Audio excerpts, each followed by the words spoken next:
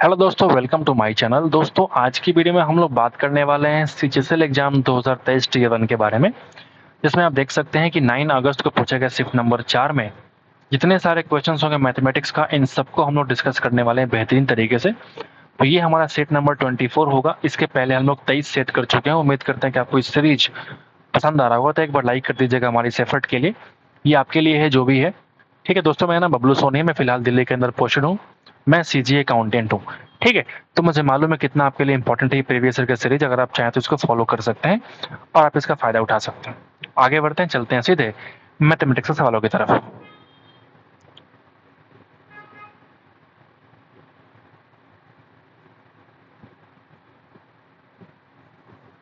आज ये पहला सवाल क्या बोलता है मेरे भाई? पहला सवाल बोलता है कि ट्रायंगल एबीसी में पी और क्यू जो है भुजाओं ए बी और ए सी के मध्य बिंदु है। तो हम एक काम करते हैं, पहले एक ट्रायंगल का निर्माण कर लेते हैं। ठीक है, आप यहाँ पाएंगे एक ट्रायंगल हमारे पास कौन सा है। आप बोलेंगे ए बी सी। एक ए बी पे और एक ए सी पे दो हमारा पॉइंट हो जाएगा, एक हमारा पी, दूसरा हमारा क्यू। ठीक है, आर जो है रेखाखंड पी क्यू पर एक बिंदु इस प्रकार है। तो इस पी क्यू को मिलाने के लिए कह रहा है, और इस पी क्यू पॉइंट पे एक बिंदु हमारे पास आर है। इस प्रकार है कि पी आर और आर की वैल्यू 1/3 है। 1:3। यहाँ पे अगर मान लो आर मान लो, तो ये अगर ये 1 है तो ये कितना हो जाएगा, 3 के बराबर। अगर पी आर की लंबाई 6 है तो पी से लेके आर की लंबाई मान लो अगर 6 के बराबर है, ये हो जाएगा 18 के बराबर। तो आपसे पूछ रहा है कि बीसी की लंबाई क्या होगी। अगर ये मध्य बिंदु है मेरे भाई, तो इस पी क्यू का डबल हो जाएगा बीसी, यानी कि कितना हो जाएगा 2 इंटू पी क्यू बराबर, यानी कि 1824 गुना कितना हो जाएगा 2, यानी कि 48 सेंटीमीटर। इस सवाल का आंसर आपको देखने को मिला है। तो इसमें सिर्फ एक थेल्स थ्योरम का इस्तेमाल किया गया है कि अगर यहाँ पे मध्य बिंदु को मिलाते हैं तो उसका बेस क्या होता है, डबल होता है, और ये इसके पैरेलल भी होता है। ये हमने बहुत पहले से पढ़ रखा है। तो पहला सवाल देखने में मुश्किल लग रहा था, लेकिन ये बिल्कुल ही आसान सवाल है। आगे बढ़ते हैं, नंबर 2 पे आते हैं। इस व्यंजक का मान ज्ञात कीजिए। गुना कर लेते हैं, तो बनेगा 4 1 5/2। गुना कर लो डायरेक्टली, तो 8 7 15/8, यानी कि 8/15। ठीक है, यहाँ देखो भाग है 72 और 3 75/8। अब यहाँ भाग को चेंज नहीं कर सकते क्योंकि यहाँ पे ऑफ है, देख रहे हो। 33 और 2 35/3 इंटू 1/8। यहाँ मुझे पहले गुना करना पड़ेगा, तो यहाँ पे गुना करने पे कुछ हो नहीं रहा, तो हम अब पलट सकते हैं। आओ जरा देखते हैं। ये कटेगा आपका 5 से 3 बार में, ये 2 से आपका 4 बार में, तो 4/3 ये भाग है। 75/8 गुना कर लो 24/35। ठीक है भाई, 8 गुना 3 ये 7 और ये 15। ठीक है, ये बन जाएगा 4/3 गुना करेंगे तो 7 ऊपर और 45 तुम्हारा नीचे, यानी कि 28/135। ये इस सवाल का आंसर आपको देखने को मिलेगा। नंबर 3 पे आते हैं। दो व्यक्ति एक ही बिंदु से ए और बी हैं। 400 मीटर लंबे एक वृत्ताकार ट्रैक पर विपरीत दिशाओं में क्रमशः 10 और 40 की स्पीड से चलना शुरू करते हैं। जब वे मिलते हैं तो ए की चाल दोगुनी हो जाती है और बी की चाल आधी हो जाती है। तो पड़म से कितने समय के बाद वे तीसरी बार मिलेंगे? ये सवाल आसान है, इसको मुश्किल ना समझें। अगर वो विपरीत दिशा में चलते हैं तो मैं मान के चलता हूँ कि मान लो ए की स्पीड है, फिर बी की स्पीड है। एक बार मिलने के बाद ए की चाल आधी हो जाती है और बी की चाल डबल होती है। तो पहले ए की चाल 10 थी और इसकी चाल कितनी थी, 40 था। तो विपरीत दिशा में क्या होगा, इन दोनों को हम जोड़ेंगे, यानी कि टाइम कितना लगेगा फर्स्ट मीटिंग में। टाइम टू फर्स्ट मीटिंग में T1 लिखता हूं मैं। तो आप बोलेंगे 400/40 + 10 यानी कि 50, यानी कि 8 सेकंड लगेगा इसको पहली मीटिंग में। अगली मीटिंग की बात करूंगा तो आप बोलेंगे ये डबल हो जाएगा, यानी कि 10 की वैल्यू 20 बन जाएगा, और ये हाफ हो जाएगा यानी कि 20 बन जाएगा। बोलिए, क्योंकि टाइम टू कितना लगेगा, तो आप बोलेंगे 400/40 यानी कि 10 सेकंड, यानी कि 10 सेकंड। थर्ड टाइम की बात हो रही है अगर, तो आप बोलेंगे इसको तुम डबल कर लो यानी कि 40, इसको हाफ कर लो यानी कि 10। तो आप अगर ध्यान से निकालेंगे T3 की वैल्यू, तो आप पाएंगे 400/50 यानी कि 8 सेकंड। इन तीनों को तुम जोड़ लो, यानी कि 8 8 16 और 10 कितना हो जाएगा, 26 सेकंड। इस सवाल का तुम्हारा आंसर आपको हो जाएगा। कोई लॉजिक नहीं, समझिए, आसानी से आप ऐसे कर लीजिए। नंबर 4 का, एक वृत्त के दो समांतर जीवाओं की लंबाई है 10 और 24। जो कि केंद्र के विपरीत दिशाओं में स्थित है, छोटी जीवा से 12 cm दूरी पर स्थित है, तो दोनों जीवा के बीच की लंबाई जो है आपको फाइंड आउट करनी है। ठीक है, हम जरा बड़ा सर्किल बना देते हैं। एक तुम्हारे पास 10 है और एक तुम्हारे पास 24 है। ये लंबाई कितनी है 10, ये लंबाई कितनी है 24। समझ गए? तो हम एक काम करते हैं, इसके मिड पॉइंट को अगर हम मिलाएंगे सेंटर से, तो आपको एक चीज देख रहे होंगे कि अगर ये सेंटर मान लिया हमने O, अगर ये जीवा 10 है तो यहां से यहां तक की लंबाई 5, लंबाई कितनी हो जाएगी भैया 5। दोनों जीवाओं के बीच आपको दूरी निकालनी है। छोटी जीवा केंद्र से 12 cm दूरी पे, यानी कि यहां से ये 12 cm दूरी पे, तो ये कितना हो जाएगा मेरे भैया? तो आप बोलेंगे 13, चूंकि ये कितना है 90 है। जब ये 13 हो ही गया तो यहां से इसकी लंबाई कितना हम बोल सकते हैं? 13, चूंकि ये भी तो रेडियस ही है। बोलिए। अब यहाँ आप देखेंगे ये पूरा अगर 24 है तो यहाँ से यहाँ तक की लंबाई कितनी हो जाएगी? तो आप बोलेंगे 12। अगर ये 13, ये 12, तो ये 90 भी तो है। इसकी वैल्यू कितनी हो जाएगी? 5 के बराबर, यहाँ से यहाँ तक की लंबाई। अब यहाँ से यहाँ तक कितना हो जाएगा? 17 सेंटीमीटर। और ये इस सवाल का आंसर हो जाएगा। क्या ये मुश्किल था? बिल्कुल भी नहीं। नंबर 5 पे आते हैं। ठीक है, और एक काम को 9 दिन में पूरा करते हैं। आपसे कह रहा है कि A plus B plus C मिलके 9 दिन में पूरा करते हैं। A अकेले 18 दिन में, B अकेले 30 दिन में। तो आपसे कह रहा है C कितना वक्त लेगा? क्या आप नहीं कर पाएंगे? LCM हो जाएगा मेरे भाई 90 के बराबर, तो ये हो जाएगा 10, 18 पचे 90, 30 तिया 90, 5 3 8, यानी कि 2 एक्स्ट्रा किसका है? C वाला। 2 इफिशियंसी है, 2 से डिवाइड करो और C का तुम टाइम निकाल लो, यानी कि 45 डेज में C तुम्हारा काम कर पाएगा। नंबर 6 पे आते हैं। एक सनग्लास का अंकित मूल्य है 1350, निश्चित छूट देने के बाद इतना में सेल किया, तो छूट की दर ज्ञात करें।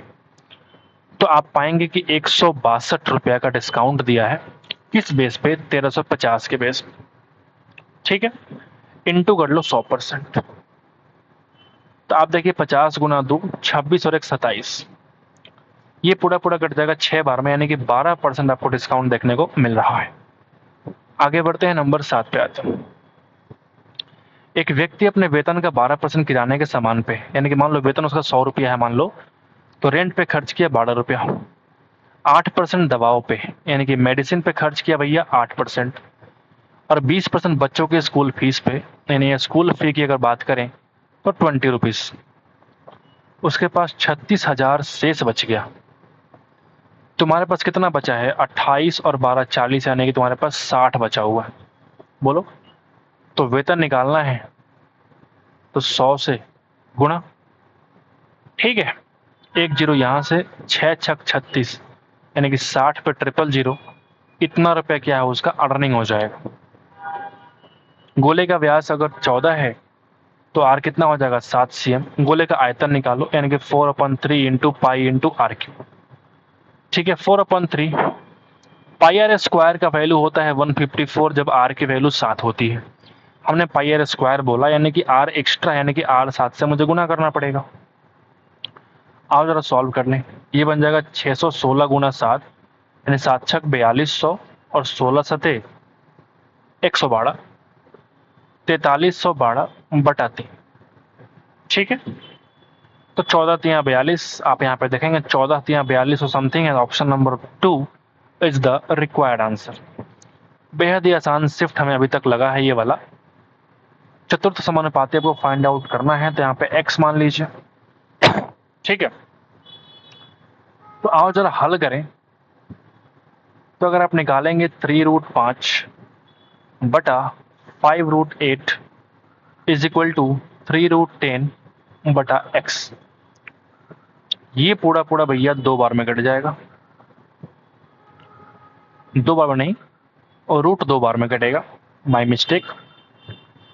ठीक है, और ये 3 आपका 3 से कट जाएगा। यहां से आप x की वैल्यू निकाल पाएंगे। 5 इंटू √2 से गुना करेंगे तो बन जाएगा भैया 5√16। 16 को बाहर निकालेंगे तो 4 आएगा, यानी 20 इस सवाल का आंसर आपको देखने को मिलेगा। दो बिंदु P और Q एक दूसरे से 3 cm की दूरी पे हैं। ये दो बिंदु 1.7 cm त्रिज्या वाले एक वृत्त की परिधि पर स्थित है। तो वृत्त के केंद्र से रेखाखंड PQ की दूरी आप निकालिए। बेहद ही आसान सवाल, अगर आप ध्यान से देखेंगे तो आपको समझ में आ गया होगा। ये दोनों अगर परिधि पे है, इसका मतलब ये हुआ कि तुम अगर डायरेक्टली कोर्ड की बात कर रहे हो, जीवा की बात कर रहे हो। त्रिज्या कितना है तो आप बोलेंगे 1.7। यहां से यहां तक की दूरी आपसे पूछ रहा है। अगर ये पूरा तुम्हारा 3 है तो यहां से यहां तक की दूरी 1.5 होगी। 17, 15, 8 यानी कि 0.8 इस सवाल का आंसर आपको देखने को मिलेगा। 80 में एक वस्तु खरीदता है और उसका मूल्य 125 अंकित कर देता है। ठीक है। सॉरी, 40% डिस्काउंट दिया तो उसका लाभ या हानि निकाली। ठीक है। सीपी है 80, एमपी कितना आप बोलेंगे 125। 40% यानी कि 12.5 को 4 से गुणा 50 कम में सेल किया, यानी कि 75 में सेल कर दिया। तो इसको लॉस हुआ ना भैया। कितने का लॉस हुआ? 5 रुपए का। आउट ऑफ 80 रुपया इंटू कर लो 100। 20 चौका 80, 20 पचे 100, 25/4 यानी कि 6.25% का इसको लॉस होता है। बेहद ही आसान शिफ्ट है ये। 2 वर्ष पहले एक शहर की जनसंख्या 5 लाख थी। यदि वार्षिक जन्म दर और मृत्यु दर क्रमशः 6% और 3% है, तो वर्तमान जनसंख्या कितनी है? आप देखेंगे जन्म ज्यादा हो रहा है और मर कम लोग रहे हैं, यानी कि ये प्लस और ये माइनस है। समझ गए? तो ये बहुत ही आसान आसान तरह के सवाल पूछे जा रहे हैं। 6% बढ़ जाना मतलब 100 की वैल्यू 106 हो जाना, और 3% घट जाना मतलब 100 की वैल्यू 97 हो जाना। अब यहाँ से 4 जीरो, यहाँ से 4 जीरो काट के हटाओ, अब गुणा कर लो। तुम पाओगे पहला जीरो हमको यहाँ पे देखने को मिल रहा है। ठीक है, एक जीरो तुमको हर जगह देखने को मिल रहा है। अब 5 से तुम गुणा करोगे तो या तो अंतिम डिजिट 5 होगी या फिर 0 होगी। तो अंतिम 2 डिजिट में तुम अगर देखोगे तो 5 और 5 यहाँ है। ये तो और ये तो नहीं हो सकता। बोलिए। तो इस तरीके से तुम गुणा कर लेना। हमने काटने छाटने के तरीके बता दिए हैं। बाकी या तो ये होगा या तो ये होगा, इस तरीके से हमने बता दिया। बाकी तुम गुना कर लेना। आंसर कितना आ जाएगा? आंसर आ जाएगा 530450। ठीक है, आसान सवाल, टाइम वेस्ट नहीं करते हैं। इस पे आता है, ये तुम कितनी बार कर चुके हो भैया? इस सवाल तो कितनी बार कर चुके हो। टाइम वेस्ट नहीं करते हैं, आगे बढ़ते हैं। 8% लाभ पर चावल को बेचता है और वास्तविक माप से 25% कम माप के बाट का उपयोग करता है, उसका लाभ बताइए। दुनिया वालों के सामने कह रहा है भैया कि हमने 100 रुपया के वस्तु को 108 में सेल किया है, लेकिन ये 25% कम बाट का इस्तेमाल करता है। मतलब ये क्या करता है भैया कि 100 ग्राम के बदले 75 ग्राम ही देता है। अब तुम यहां से अगर तुम देखोगे तो इसका एक्चुअल प्रॉफिट कितना है, तो आप पाओगे 75108। अगर तुम काटोगे तो कट रहा है क्या? 25 तिया 75 और 36 तिया 108। तुम अगर देखोगे तो 11, या फिर इसको 100 बना दो। ये अगर 100 है तो कितना हो जाएगा? 144। तुम अगर देखोगे तो 44% का एक्चुअल क्या होता है, इसको प्रॉफिट होता है। दुनिया वालों के सामने बोलता है कि मैं सिर्फ 8% के लाभ पे सेल करता हूं, लेकिन 25% माप खराब दिया, इसका लाभ हो गया भैया 44%। इसकी वैल्यू क्या होगी? तुम यहाँ पे लगा सकते हो कॉम्पिनेंडो एंड डिविडेंडो। इसके बहुत सारे तरीके हैं। तुम रेशनलाइज कर दो, 1 प्लस साइन से ऊपर नीचे मल्टीप्लाई अगर तुम करोगे, 1 माइनस साइन से कर दो। ठीक है, तो ऊपर बन जाएगा 1 माइनस साइन थीटा का होल स्क्वायर, बाहर निकालो बन जाएगा 1 माइनस साइन थीटा। ये बन जाएगा 1 माइनस साइन स्क्वायर थीटा, बन जाएगा कॉस स्क्वायर थीटा, मतलब बाहर आएगा तो भैया कॉस थीटा। ठीक है, कॉस थीटा। ये बन जाएगा आपका sec theta minus tan theta. अब ये मुझे मालूम है 8/15, मुझे ये निकालना है, यानी कि h/b निकालना है। ये तुम्हारे पास p है और ये b है, यानी कि 15/17 क्या हो जाएगा भैया? उल्टा कर दिया हमने, 17/15 मुझे लिखना चाहिए। अब यहाँ माइनस करोगे तुम तो कितना बनेगा? तो आप बोलेंगे 9/15, यानी कि 3/5 इस सवाल का आंसर आपका हो जाएगा। कौन सा व्यंजक इतने के बराबर है? कौन सा व्यंजक ऐसा है जो इतने के बराबर है? ठीक है, आओ जरा हल करें, आओ जरा हल करें। इसको तुम तोड़ोगे तो बन जाएगा x square minus two x minus x plus two, और ये है x square minus two square. यानी कि ये जो वैल्यू बनेगा वो कितना बनेगा, एक्स कॉमन तो x minus two, minus one common तो x minus two, upon x minus two into x plus to.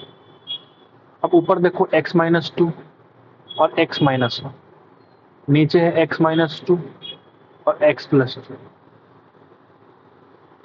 Sorry, ये कट जाएगा, आंसर हमारा ऑप्शन नंबर टू आ जाएगा। इसकी वैल्यू क्या होगी, इन दोनों का सम 90 होगा, यानी कि थीटा का वैल्यू 30 हो जाएगी। कॉट 150 यानी कि कॉट 180 माइनस 30, बोलिए, यानी कि कॉट 30 तो होगा और सेकेंड क्वाड्रेंट में नेगेटिव होगा, तो जो पॉजिटिव वैल्यू है काट के हटा दो। 30 का मतलब √3 यानी कि माइनस √3 इस सवाल का आंसर हो जाएगा।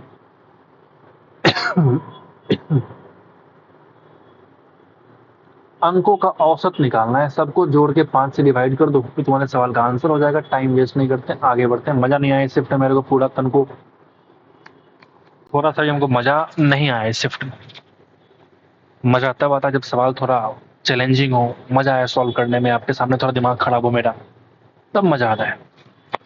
मुझे डर नहीं लगता गलती होने से, ठीक है। आपने देखा भी हो कितने सपने हमने 2-3 सवाल गलती भी करी है, तो दोबारा हम सवाल शिफ्ट में ही सही करने की पूरी कोशिश करते हैं, क्योंकि हम रट के नहीं आते। मजा आता है मुझे, पहली बार कोई नया सवाल देखो या फिर कुछ बढ़िया सवाल देखो, मजा आता है।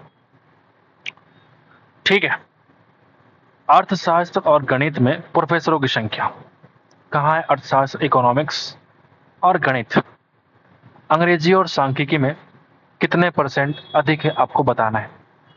तो 86 और 72, 8 7 15, 6 2 8, यानी कि 158.4 डिग्री।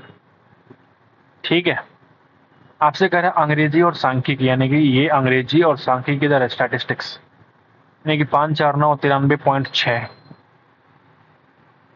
तो आप अगर ध्यान से देखेंगे कितना है, तो आप देख लो जरा, डेसिमल को भूल जाओ, कोई दिक्कत नहीं, एक के बाद है, कोई फर्क नहीं पड़ेगा, परसेंटेज निकालना है। तो आप पाएंगे 64 और 500 और 84। ठीक है, 588, 598 और फिर 648। इतना जो है आपका ज़्यादा है डिग्री में। किस बेस पे? 936 के बेस पे इंटू कर लो 100%। नहीं निकाल पाओगे क्या? बेहद ही आसान है भैया, 4 से करो, 4 दूना 8, ठीक है, 4 3 12, 4 चौका 16, 1 2 4 छक 24 और ये 2, 117, ये कट जाएगा आपका 8 और 1। ठीक है, 99 81, 1 और 3, तो आप पाएंगे 900/13, 13 छक 78। ठीक है, अगर आप ध्यान से देखेंगे ना, तो 13 7 91, अगर ये 910 होता तो पूरा पूरा 70% होता। तो अगर ये 900 है तो 69 पॉइंट समथिंग होगा, यानी 70 से कम होगा। 70 से थोड़ा सा कम, ऑप्शन नंबर सिर्फ 2 है। ये 70 से अधिक है, ये बहुत कम है, ये बहुत कम है, तो ऑप्शन नंबर 2 पे हम टिक लगाएंगे और निकल जाएंगे। इन दोनों के बीच अभाज्य संख्याओं का एवरेज निकालो। अभाज्य संख्या कौन कौन से हो जाएंगे? 71, 73, 79, 83, 87। नहीं, ये नहीं होगा। ठीक है, और कौन सा है? 4 ही है ना, और कोई है क्या? 89 भी है ना? इन सबको तुम 5 से डिवाइड कर दो। ठीक है, जो आंसर आएगा वही सवाल का आंसर हो जाएगा। दिए गए 6 वर्षों के दौरान औसत सीमेंट उत्पादन कितना है? अरे भाई, किस तरह के सवाल पूछे जा रहे हैं? 35 40 75 और 45 120 और 35 155 और 35 190। 190 और 47 निकाल दो। ठीक है, यानी कि 237 बटा कर लो 6, जो आंसर आएगा वो निकालो फिर। बहुत ही घटिया घटिया किस्म का सवाल हमको देखने को मिला इस शिफ्ट में, मजा नहीं आया बिल्कुल भी। अगर यहाँ पे हम बात करें x की वैल्यू अगर दे रखी है तो 1/x निकालो, कितना हो जाएगा, तो आप बोलेंगे 7 माइनस 3√5 और बटा इन दोनों के स्क्वायर का डिफरेंस यानी कि 49, 3 का स्क्वायर 9 बटे 45 यानी कि 4 डिफरेंस। समझ गए? तो अगर हम 1/x की बात करें तो x प्लस 1/x निकालो जरा, तो आप बोलेंगे 7 प्लस 3√5 और प्लस 7 माइनस 3√5 बटा 4। 7 चौक 28 और 7 कितना हो जाएगा, तो आप बोलेंगे 35। 28 7 35 और ये बनेगा 4 3 12 में से 3 अगर कम करोगे तो ये बन जाएगा 9√5 बटा 4। तो देखने में मुश्किल लग रहा है लेकिन ये मुश्किल नहीं बल्कि कैलकुलेटिव है। अब ये निकालने के लिए हम क्या करेंगे, इसका स्क्वायर करके 2 माइनस कर देंगे। तो स्क्वायर करो जरा, कोई दिक्कत नहीं। ए स्क्वायर माइनस बी स्क्वायर यानी कि ए स्क्वायर प्लस बी स्क्वायर यानी कि 81 गुना 5 455, ठीक है। और माइनस 2ab तो 9 दूना 18 गुना 35, बोलिए 9 दूना 18 गुना 35, नहीं कि 18 पचे 90, 9 18 तो 54 और 9 63, बोलिए सही है ना। 2ab ठीक है, बटा 4 का स्क्वायर 16 और इस पूरे में से मुझे 2 माइनस करना है, इस पूरे में से मुझे 2 माइनस करने हैं। समझ में आया? तो आओ जरा हल करें। लेंदी है ये, दम नहीं है। तो 12 4 1600, 5 2 70 और 80, 1680 और ये 630 अगर हम काटेंगे 2 से तो ये बन जाएगा 315 और ये बन जाएगा आपका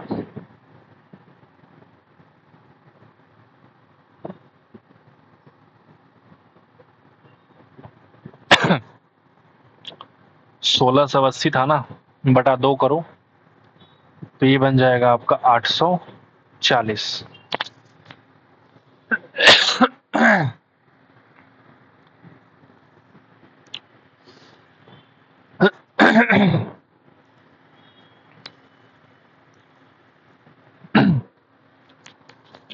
वही मैं देख रहा हूँ, तो सोच रहा हूँ कि मैं क्या मिस्टेक कर रहा हूँ। यहाँ मैंने 455 लिख के ना बहुत बड़ी गलती की है। 81 गुना 5 जो होगा वो 405 होगा भैया, ठीक है, समझ गए बात। तो अब यहाँ पे तुमको देखने को मिलेगा अगर तुम पूरा काटोगे 2 से तो 12 4 1630 यानी कि 815 बनेगा। यानी कि 815 बनेगा। तो देखो 815 माइनस 315√5 बटा 8 और माइनस 2। अब जरा एलसीएम निकालो तो नीचे 8 बनेगा और ये 16 कम कर देंगे इसमें से तो 799 माइनस 315√5 और ये सवाल का आंसर होगा। मैंने पहले ही कहा सवाल में दम नहीं है, बस थोड़ा सा लेंथी करने की कोशिश की गई इस सवाल में, बाकी बिल्कुल ही फालतू किस्म का सवाल है, बेहद एक घटिया किस्म का सवाल है। ठीक है, आगे बढ़ते हैं। 23 पे आते हैं।